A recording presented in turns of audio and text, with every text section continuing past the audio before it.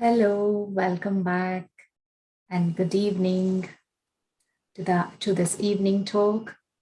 And this is our last series of, I would say, last event for this Friday evening talks for this year.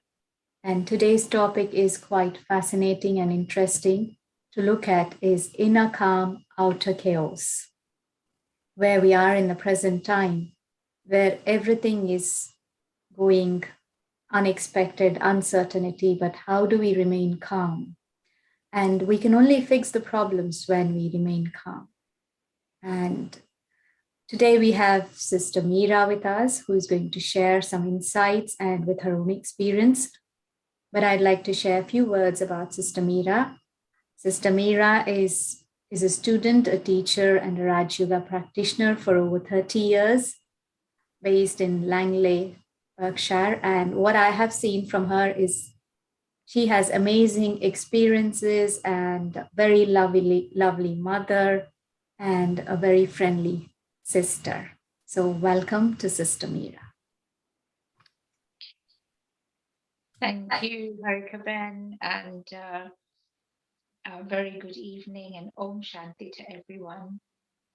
So we're going to look at this subject together. In fact, I was thinking, you can even turn that title around. Instead of inner calm and outer chaos, you can even have it outer chaos, inner calm.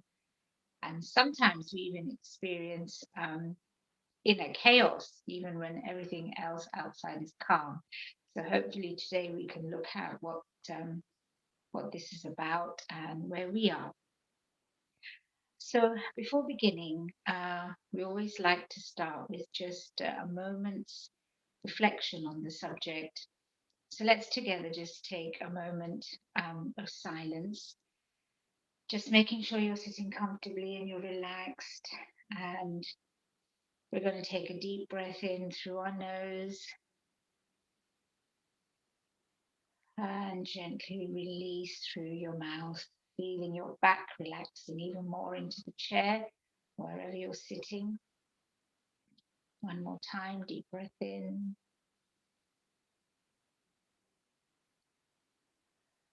and breathe out. And just take this moment to experience quiet and calm in this moment where we are together. Enjoy the peace in this space that we're in now.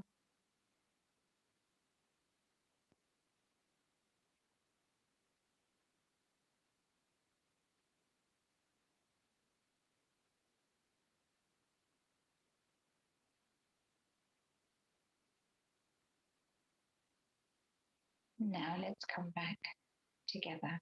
Thank you.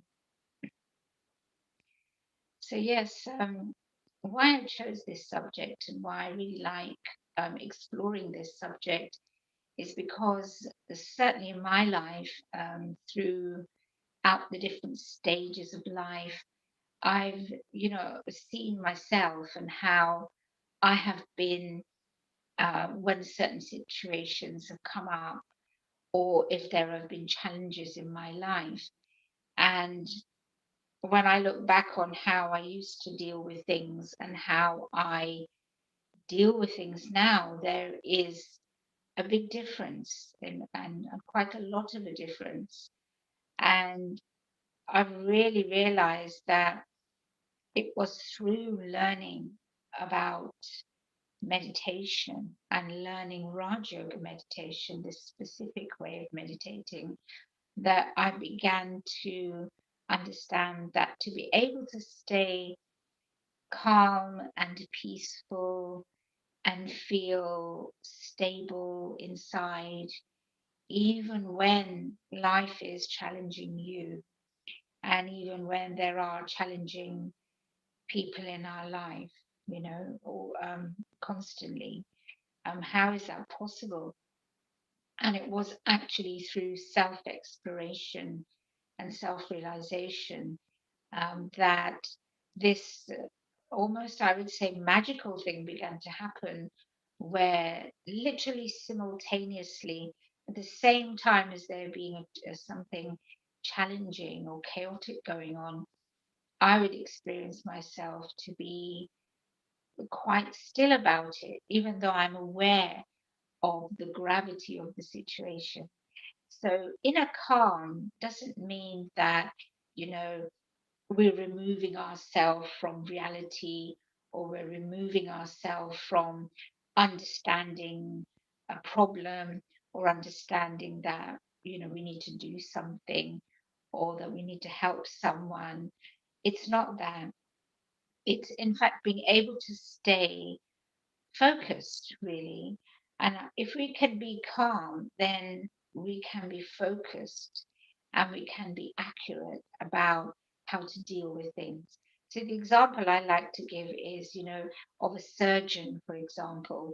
Um, a surgeon is very highly skilled, because obviously the nature of that work, to be able to work on tiny, intricate parts of someone's body, perform, something that it may require lots of light and magnifying glass even to see. That's a very skilled job. But the surgeon has to be very competent, and when someone's competent in something, they are going to be able to remain calm. And if they're calm, then the surgeon's hands aren't going to be shaking at the time of having to perform an operation or stitch someone up. On the other hand, of course, if the surgeon is suddenly faced with having to operate on someone in an emergency, and he or she doesn't know who this patient is until they see them, and then if that patient is someone that they know, or it's a member of their own family, who's been wheeled in an emergency, then they may not feel so calm, right? Why? Because now this is personal. I have emotional ties with this person, and therefore I feel fear that I might not be able to perform the job of saving this precious person's life. So it's very, very important to be able to remain calm, and no matter what's in front of me.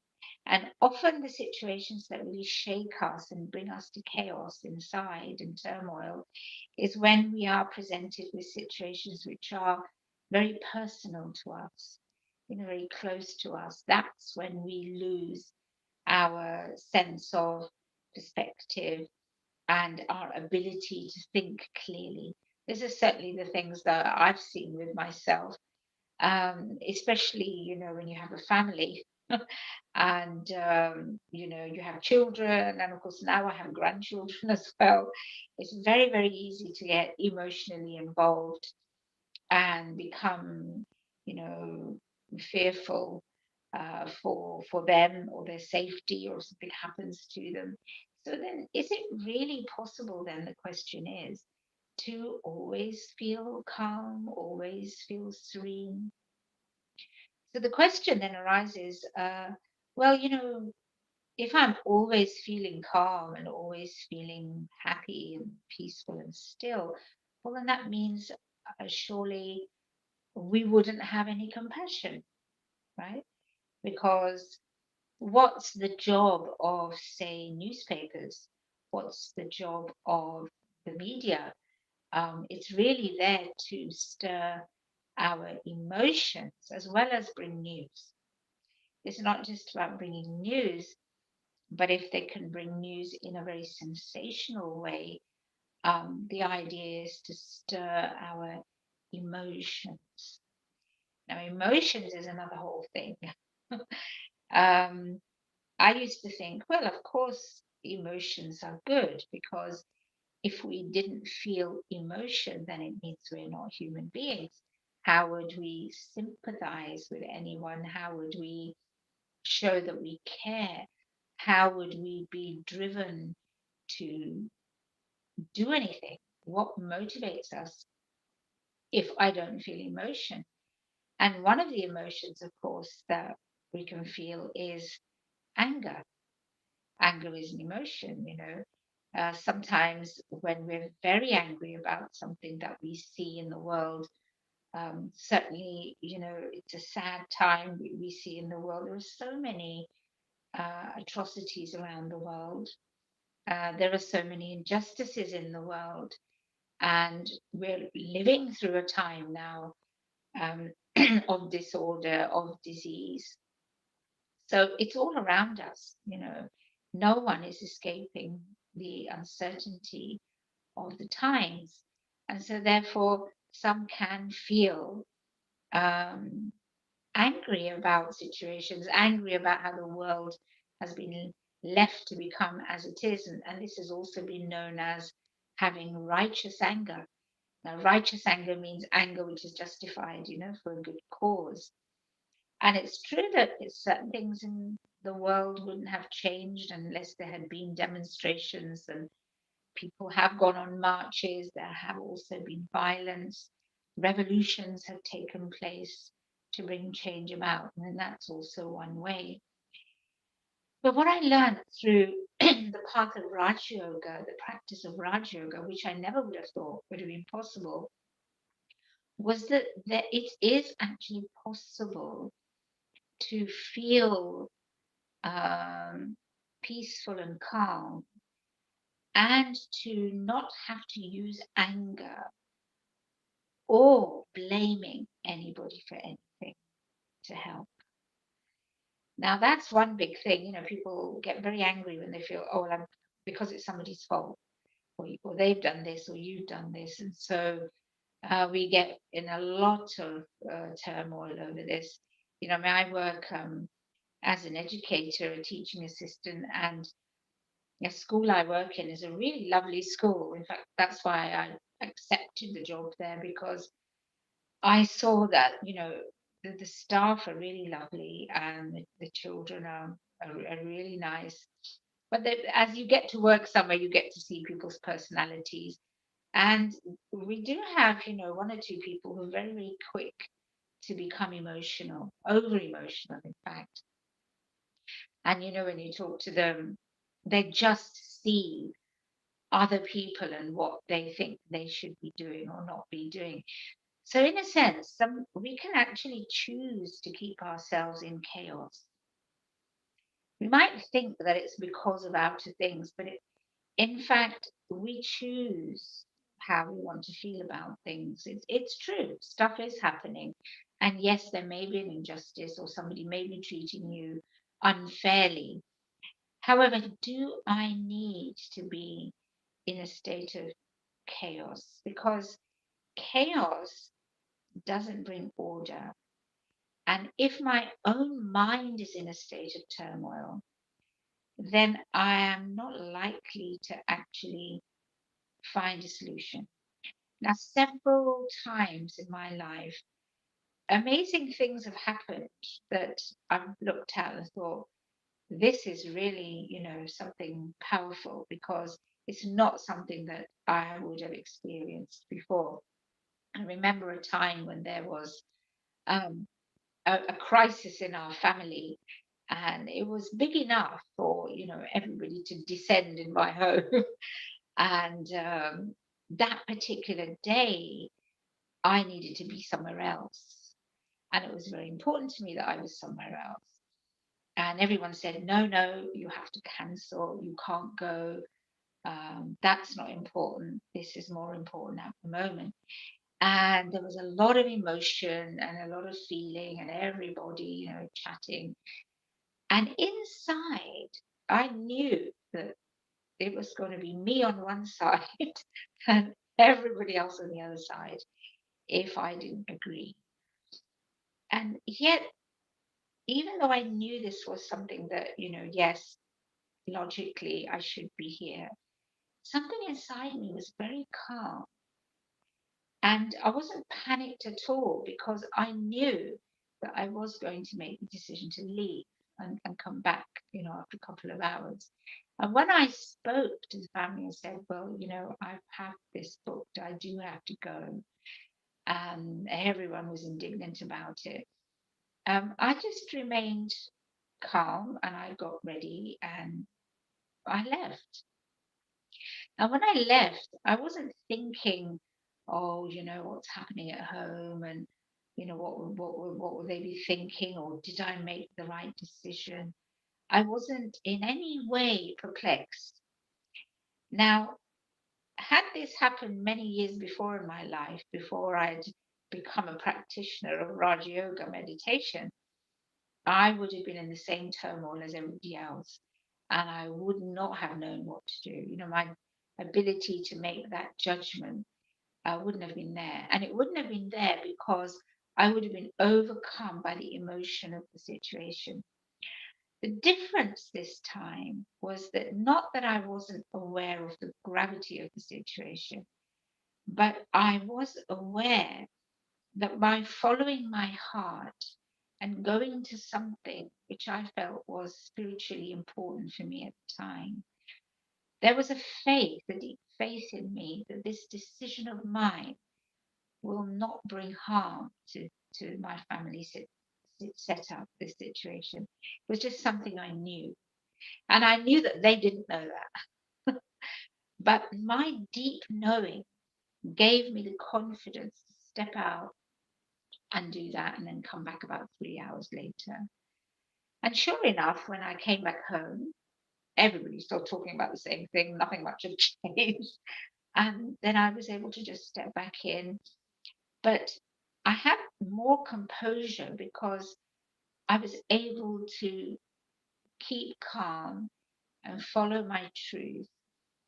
And then bringing that to the turmoil was able then to help the situation be sorted. And I've seen this happen many, many times. In fact, just recently that's happened where there was a particular thing going on between certain members of my family. And I could see that what's going to happen now is, someone's going to stop talking to someone. I remember thinking, that's not very nice, it's not really nice if people stop talking to each other over trivial matters. And, someone had said to me, oh, you should say something or you should do something. But I remember thinking, no, it's not time to say anything or do anything. I just knew this wasn't the time. And then when I felt it was the right time, then it was like getting these people together in a light manner and making them see, why it would be good for them and why it would be good for the other person, making them see why it would be good for them. And it's nice now that, everything's resolved. But I don't think I could have done that if I was in a state of inner chaos. If I was thinking inside, oh, that's wrong, I think they're right and they're wrong, or this shouldn't have happened, or, I don't agree with it, I don't think it would have been resolved. And the reason is because I myself am adding to the chaos. So we think sometimes when you want to solve a problem, the way to do it is to get just as annoyed as the people involved, or, be just as um, voice my opinion in the same way. But in actual fact, is the opposite. And the way to be able to do that is if I am practicing meditation at quiet times. So, in my life, when I've got time, just like we've created space and time now to be together here in this forum, to be together to experience this subject, then in the same way, I should always give myself time and space in my day to be with myself, to experience my inner self, to experience my immortal, eternal nature. Now, some of you may already be doing this. If you're not, then you can certainly find out how to do this at your local centre online, or if you're able to go at the moment. But I would really advise that it's well worth investing your time in finding out who you really are. For me, that's been the answer. In fact, the times when I've lost faith, sometimes along the way, or lost confidence, it was because I didn't really know my truth. I didn't really have that deep experience of my true immortal nature. Once you experience your immortality and your purity of spirit, your real nature, not the nature that, has become us due to being born and being influenced and circumstances and things that have shaped us, not that, but the real nature. And I'm talking about the real nature of you, the soul, the living being in the body. Once you experience that sweetness, and it is a flavor actually. It is a fragrance. Well, once you experience it, it's very, very addictive. And this is a good addiction. In the times we're living in at the moment, addictions are rampant everywhere. And the addictions, unfortunately, are those which are artificial and which can harm our body and our minds. However, meditation, knowing your true self, is pure and a non-addictive addiction. I know it sounds contrary, but it is a natural therapy. It's a natural exhilaration. It's a natural, some will call it a state of bliss. It's like a natural high, really. And once you experience that, you will want to experience it again and again. And the way you do it is by going into silence, awareness of the self, awareness of my form as light, infinitesimal point of light. And you literally visualize with your mind's eye your true state of being. Now, you might think, well, what's that going to do? Just thinking of a point of light. But it's very powerful. For example, at this time now, Christmas time, I mean, it's lovely time, because there's so many lights everywhere. As soon as Christmas lights go on and any place is lit, candles are lit, it does something for the soul. And why it brings us to a sense of hope and peace and calm and light is because it's reminding me of something I've forgotten. And it's reminding me of my true form, which is of an infinitesimal point of light, of energy. And that's an energy that can't be seen, but we can perceive it and feel it.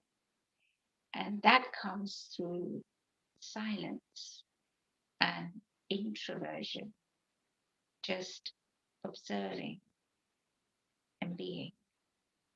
And that in itself becomes so powerful and healing that when we're faced with outer chaos, like the one that happened all of a sudden in my family, and another time it happened with me years ago now when children were quite small, and I actually had two of them with me in the car, and it only happened once and never again.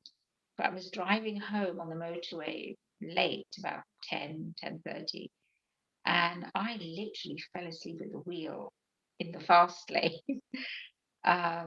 I mean, I did doze off. Literally, I fell asleep. And I know I fell asleep because I was awakened by the sound of my daughter calling and also the thud of cones in the road, like because my car had was hitting all these cones as I dozed off. I was veering off into the barriers. But the cones were there, so they, awoke her. But when my eyes opened, I was like I was in some kind of deep state of peace. Now, anyone who drives knows that's not what happens. The natural instinct is to swerve the car and get the control of the car, but that didn't happen to me.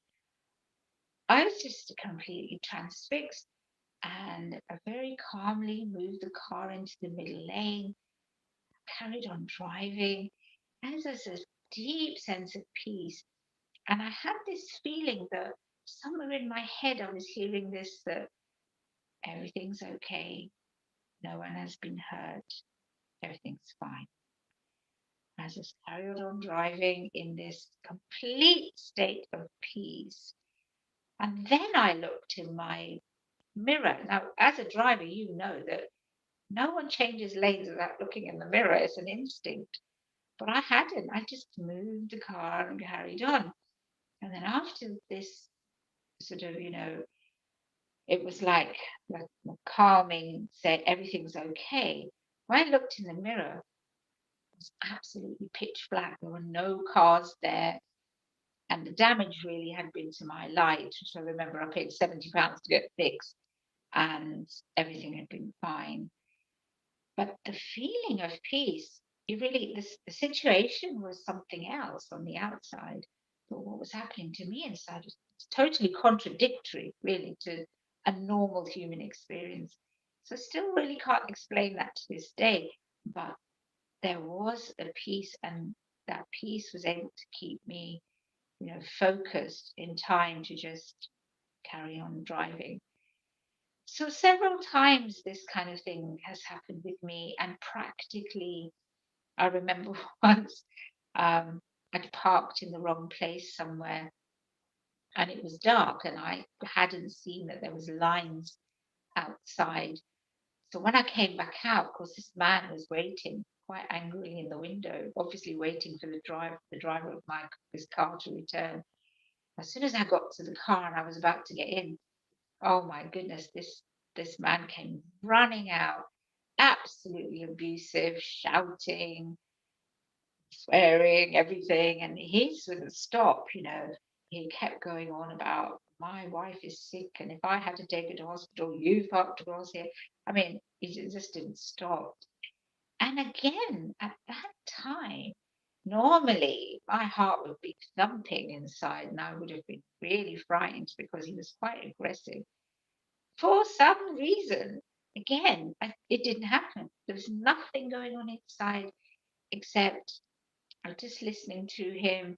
And then I just said to him, and I managed to get a few words in. I said to him, "Good morning." And it turned into a humorous situation because he completely realized how rude he was being. And he got the message that, isn't that what you say to someone first before you want to say something first thing in the morning? As soon as I said good morning to him, he just totally, like, it was like he'd put down his, weapons that he was holding. And he said, "Oh, I'm sorry, I'm not usually like this." And I said, "No, I understand, sir. It's my mistake. Won't happen again." And you think we were the best of friends by the end of it. So such things happen, but they only happen if we are practiced in experiencing that deep peace that comes through self realization and connecting with a divine source of peace. Now, that's very important. I know there are lots of meditations that exist out there, but why I chose this path was because I experienced not just knowing myself, but I also realized that I now could connect with a higher source to energize me, to keep me at an optimum level of spiritual um, charge. Just like, we charge our phones, we charge all sorts of things. If we didn't have the sun as a natural source of light, we wouldn't have anything working. So everything is energy, whether it's physical particles or whether it's either soul, who is a spiritual being of energy. Um, we need to be charged to keep going, just like we need food and drink for the body. And that's fact. In the same way, the soul also needs energy, and we need, you know, a regular supply of the food which the soul needs. And of course, I'm not talking about just food, physical food, which of course is very important. As the saying goes, you are what you eat. So that's very important. but where is my connection in the day? Is it connected with the news, what's going on, with other people's problems, or with other people's ideas and influences?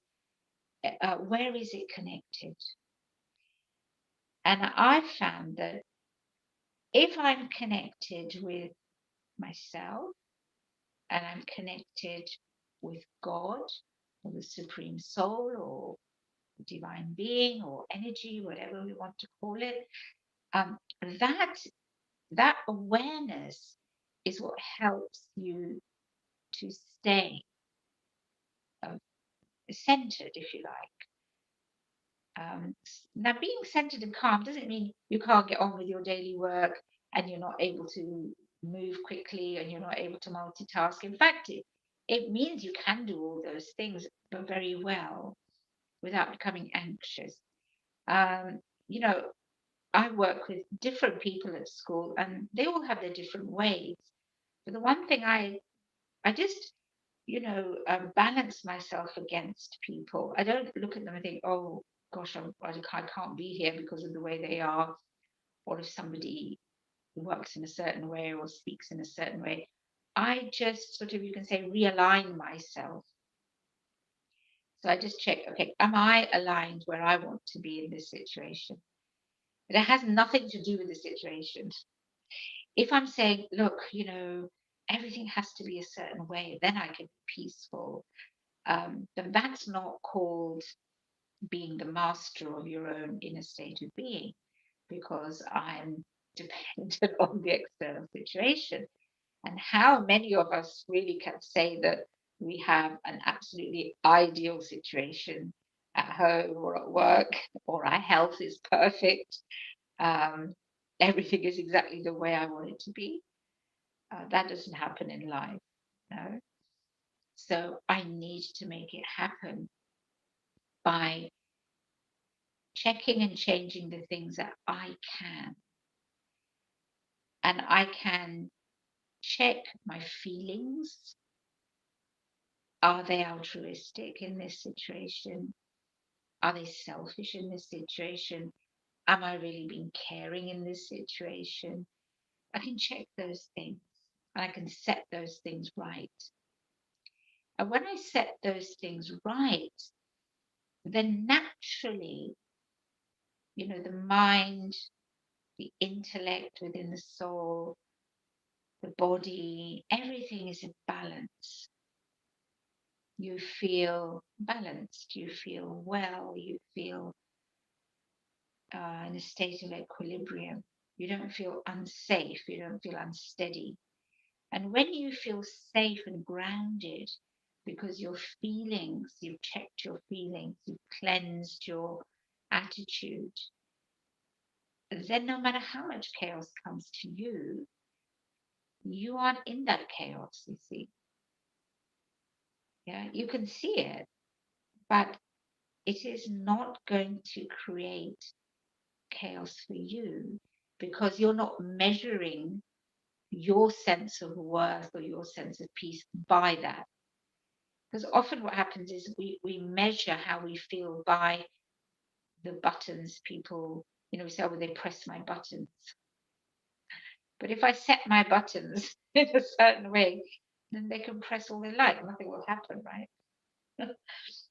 So buttons only get pressed when I haven't secured myself in my self-knowing and in my loving connection with a divine source. Have you ever asked anyone, when you see people, if somebody's in love, they've all known this feeling, oh, they can't see anything else. Everything's wonderful, okay? Because all they can see is the one they love, or whatever is the happy moment of their life. Everything's perfect, yes, it's okay, they're happy. Because the focus is on a thing or a person or situation which is making them happy. So, in a way, that's what we need to do. Focus on something that makes you happy, but not temporary happiness, because unfortunately the world can only give me temporary happiness, right? What happens from within the year? We've got to December now, and from January, we've been fed things that's telling us this will give you happiness, this will give you happiness, focus on this, and we just keep jumping from one thing to the other. So now it's Christmas, then it will be New Year, then it will be book your holiday, then Easter comes before that, then it'll be something else, then it'll be the birthday, then it'll be a wedding, then it'll be um, a birth or something, and that's okay. But these things don't address the deeper aspects or needs of the soul. And the deeper things that we need are to know ourselves and to know who we are, where we've come from, where we're going, how to live our life optimum, to the optimum level of worth, really. And that all comes through self realization and connecting with the divine source. Certainly for me, that has been the only answer. The only answer. I haven't ever felt that sense of completion and connection from any other way. And I only knew it was by trying it. So we have to try out these things. You have to try it. Okay, let's see what it feels like to contemplate myself as a point of light, a point of peace, love, joy, bliss, purity. What's it like to connect with the divine source in a beautiful world of light, silence? It's my home. And by doing that, these experiences, the memory of that awakens within the soul, because these are there. They are latent within us, and they are invoked, and we feel it awakening, and then it becomes my conscious reality. So really it's about, where's my focus? Wherever we put the focus, that is what will be my reality, and that is what I will bring to every situation. When somebody's worked very hard for many, many years and built up an empire and built up a business or built up life savings, well, they're not going to throw it away so easily, are they? In fact, they're not going to throw it away at all, because they'll think, well, I've worked very hard for this, so I'm going to safeguard it. In the same way, when we invest in knowing our true selves and knowing um, the divine source or God, you're now investing in something very deep. You're going to realize the value of knowing this is. And the value is realizing that we have this immortal, eternal connection with this unseen source. And this unseen source is the gateway to my freedom. That's what I've learned. One thing I've always wanted to be is free. And even now, I will bring about the awareness of being free.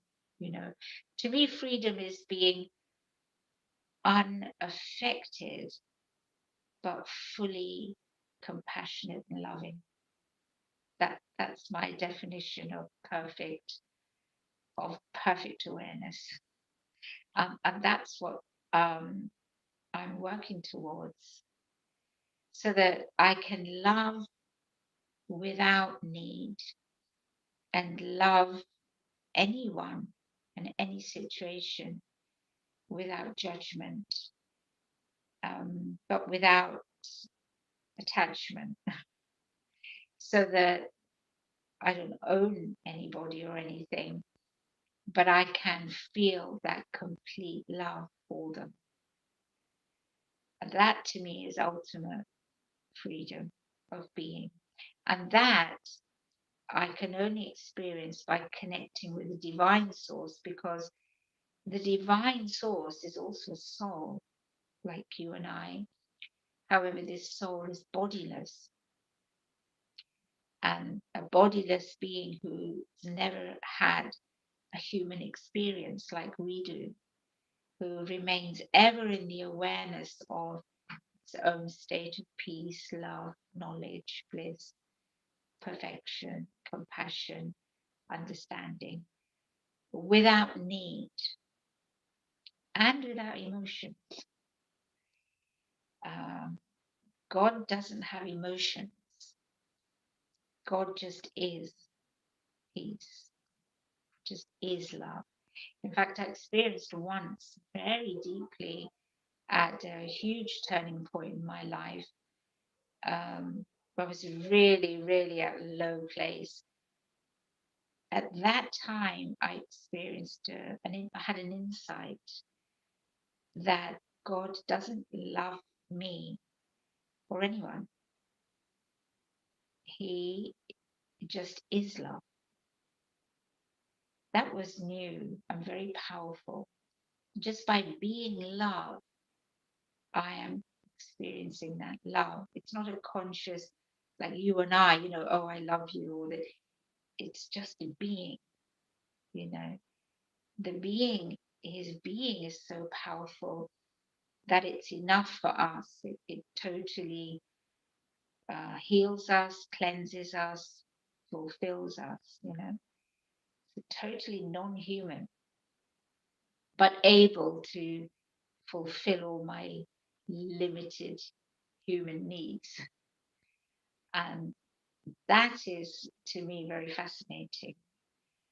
So once you experience that level of love and peace, it brings with it power.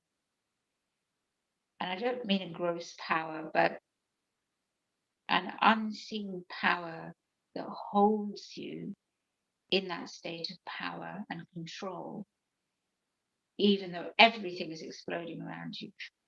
Or on the outside, it looks like that to other people, but it's not creating chaos in you. In fact, what it's doing is it is empowering you at that time. And this is what spirituality does. When we don't have spiritual power in our life, then chaos disempowers us. It can ruin us, in fact. But with spiritual power and spiritual self awareness through that spiritual power and God awareness, the paradox is that the more chaotic the situation, the deeper your experiences of yourself and of God become, and they free you from the chaos. Now, some of you may think, okay, I haven't experienced that. Some of you may say, yes, I know that. But it's something that you need to discover for yourself. And that happens when you go on this journey of self exploration and God exploration. And I think it's fascinating. My son, one of my sons, is very, very science minded. He did his degree in science and he did very well, and he works in the scientific field. And just recently he said to me, you must see this documentary. It's exactly what, Brahma Kumaris say. I said, yeah, I'm sure it is. And from him, he sees it from a science point. He said, talking about, what you talk about. And I said, yeah, well, it is scientific, there's no real difference between science and spirituality. It's just terms and where we're coming from and what labels we give things. So just as science says, everything is energy and nothing has actually been created and can never be destroyed, that's the truth about life. I am sitting in a body which is made of physical energy.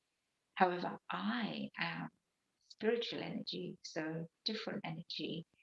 And this is a fantastic discovery of what's my real being as this energy. And then you discover a supreme energy. You think, oh, okay, now, what's this amazing energy? So definitely go on this exploration because you will see it working then as a power in your life. And you will know that, okay, there's nothing actually that can move me away from my state of inner calm anymore. Okay, so if you have any questions at this point, please do ask them for any comments. You're most welcome. Thank you, Meera. Such a lovely experience and wonderful sharings that you have shared with us with such open heart and honesty. There's one question that came up is, just give me a minute. Sometimes things happen that one doesn't know how to deal with a situation at that time. So the intellect goes into the old way of analyzing and reacting. How does one stop that inner panicking? Thank you. That's a very good question. And even I ask myself that sometimes when challenges come. Now, I don't know whether you're a meditator or not a meditator or new to this.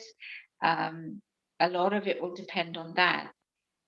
If you are not a meditator or you're new to Brahma Kumari's teachings, then I would advise you to carry on getting to know your true self and getting to know the deeper spiritual truths about yourself and connecting with the divine source, because that is actually what is going to help you um, to be able to deal with situations without panicking. And if you're already a meditator and you're still panicking, I know recently, not just a few years ago, when one of my sons got married, I suddenly got feelings which I didn't get before. And I'm actually practicing this. And it was new because it was my first son who got married, and I'm very happy about it. And all of a sudden I started getting these jealous feelings, thinking like, oh well, there's another woman in his life now. And inside I was thinking this. Then I stopped myself, I said, okay, now where are you going with this? you know and I sat down calmly with myself, and I felt calm then. I already knew the answer, really. I already knew, where this is going, and I knew I didn't want it to go anywhere. And so I made a very quiet decision that I'm not going to panic about anything. I'm not going to ask anything. Are you coming to visit? Why haven't you come to visit? Why hasn't she telephoned? I'm not doing any of that. And I made a conscious decision that that's not the route I want to go down.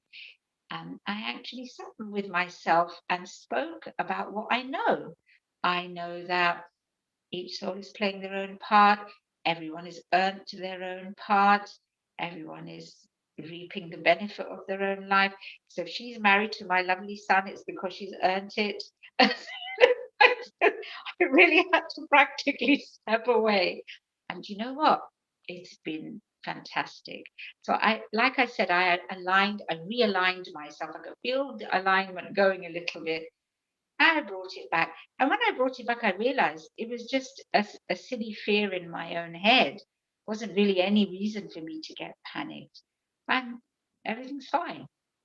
So bring yourself back to peace. If you have it, don't let it go. Don't let anything take it away. And then you will talk yourself back. Great. Thank you very much. There's the answer saying, I do practice, but having so many obstacles and then other situations that blew my way almost. Yeah, I get it. I absolutely know that feeling. And again, like I said, that person who has if you worked hard to come this far, and you know the value of it. So nothing is worth actually losing that. Nothing. Absolutely nothing is. You might think it, oh, my children are worth it, this is worth it, that situation's worth it. It isn't. If you lose your peace of mind, you've lost everything. Mm. No one should expect you to leave it. So, just coming back to your own personal experience. So, you have shared so many experiences that you have gone through in your own life.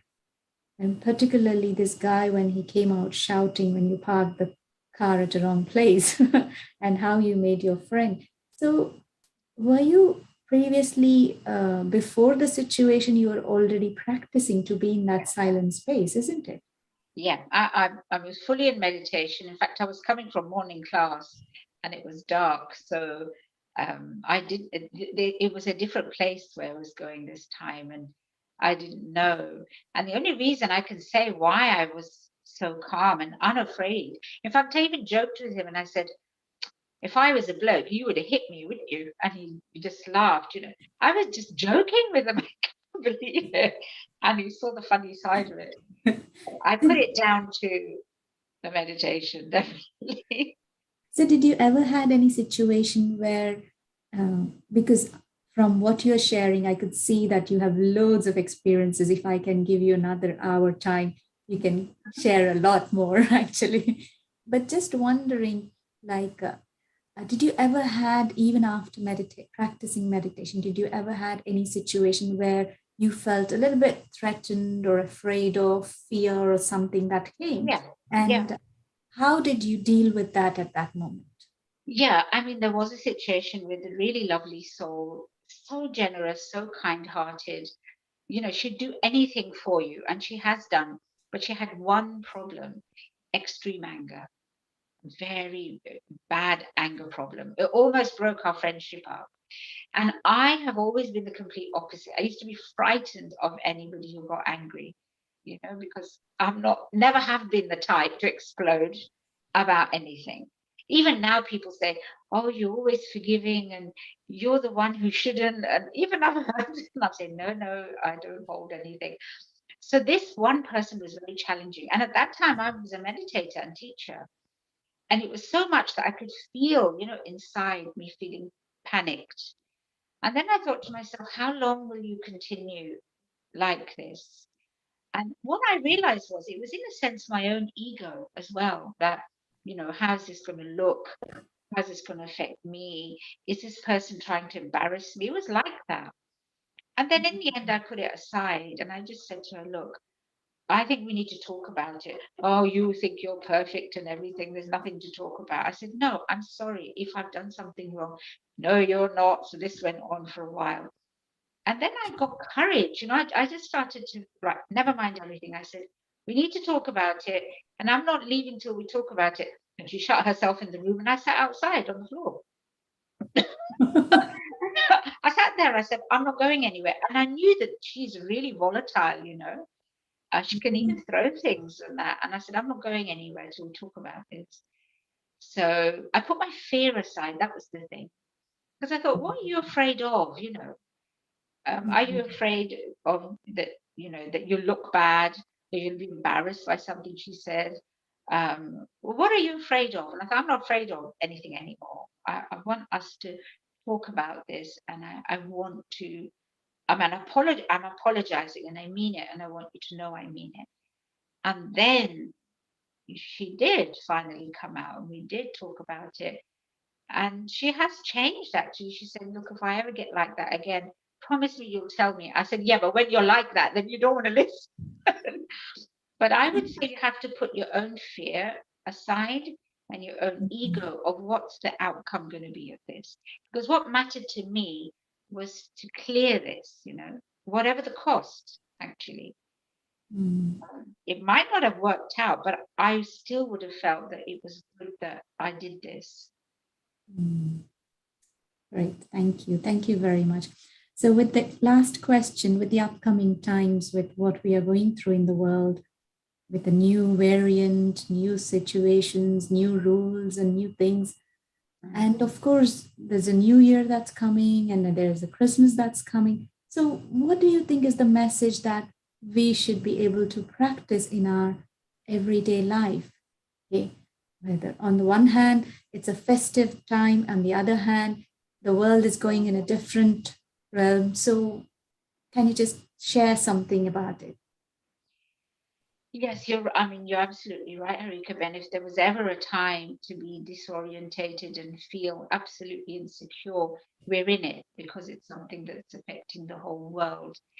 But in fact, this is even more the time now to invest time in bringing about stability within ourselves. Focus on the things that you can control, and you can control what time you sleep, how much you want to listen to other people or not listen to other people, um, take rest, but learn to meditate. And I would say make a routine. One of the things that I really was grateful for when the first lockdown happened, when we literally couldn't go anywhere, I was so grateful in my heart that I had created certain places in my house, which then became this powerhouse for me because I had already created places where I would have a regular routine of meditation, of study, um, that silence. So I would advise you have a routine of first thing in the morning, whenever your day starts, and last thing at night, but fix a place where you can go and be in that silence, where you can, listen to some meditations, have some time for yourself, because you'll begin to build up energy there. So make that, because that will stabilize you when everything else uncertain is going on. Thank you. Taking on that note, maybe you can lead us to a short meditation. Okay, thank you. So let's now go to that place of focus, which can keep me in a state of inner calm, especially as we look forward to the new year with hope, leaving behind the old year and its challenges. And really, we want to experience that true light of Christmas time into the new year. So, sitting comfortably, take a deep breath once again and release the breath slowly. Relax the feet, your hands, especially the shoulders and your back, your legs, your neck, the muscles in your face, and just be in this moment, taking the focus away from the body. I focus on the center of my own forehead, and I imagine a tiny spark of light just behind the eyes, tiny, but bright, powerful point, pure white light. Just focus on this light. Experience its power, its wholeness, the perfection of it. This light is who I am. I am a being of eternal, immortal light. Nothing can destroy me. I am imperishable. This is unchangeable. Though the factors around me may change, my body is changing and decaying. The world is changing and moving. People are coming and going from my life, but I am immortal, forever the same.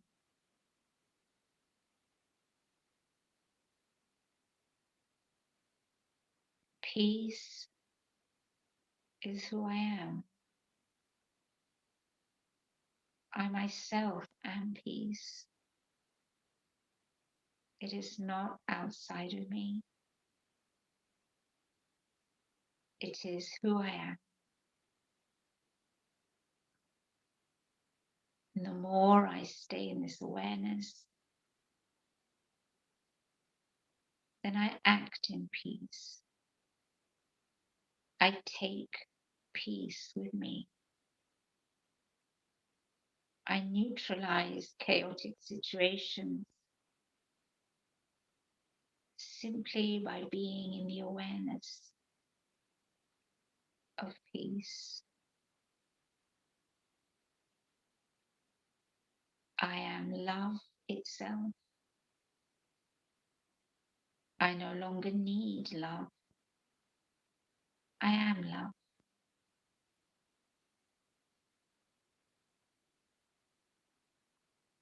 I connect with a higher source than myself, the divine source of all love and peace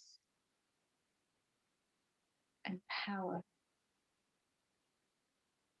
being of perfection, complete, perfect, and pure. I remember this source with love, deep love, for I have an eternal connection with the divine, unseen, timeless.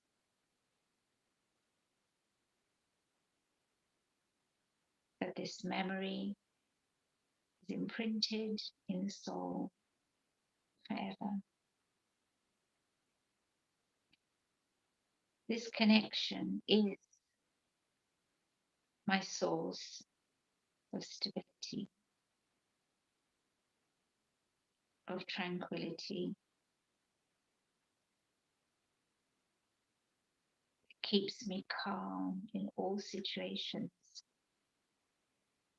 because situations will come and go.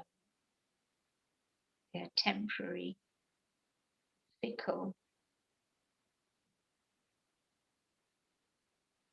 I belong to the divine source, my divine parent, my friend, my guide. I have come from the divine source, and I will one day go back home to be with the divine source. This is the certainty, and this is the truth that keeps me stable and calm.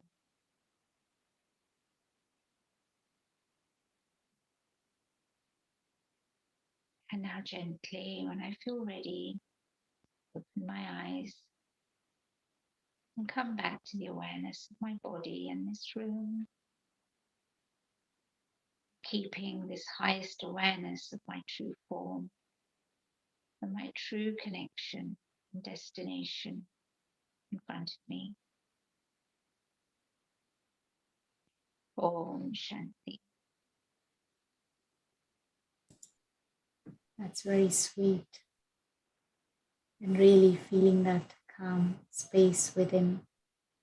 Thank you. You have shared the tips how to remain calm and how to be courageous as well. And many things from your own experience. I think that experience is the real power that stays in everyone's heart. Thank you for being with us this evening for the last talk of this year. It's really a pleasure having you.